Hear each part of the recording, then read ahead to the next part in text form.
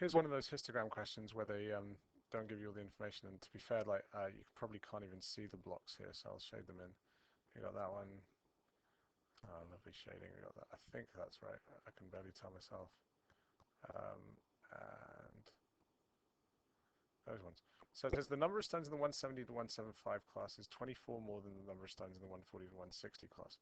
So the 140 to 160 class is 4 squares.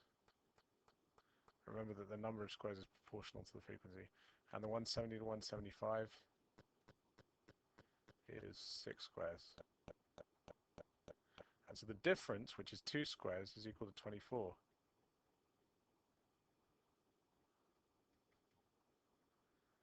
So therefore 1 square is worth 12. I know how many squares in total. It looks like 4, 8, 12, 18, 23, 29. So 29 times 12. This is roughly, which is 3, 4, 8. Again, I can't quite tell because the diagram's so faint, but you get the basic idea. Basically, you can tell the number of squares that correspond to the 170 175 class, which is 6. The number of squares which come to the 140 160 class, which is 4.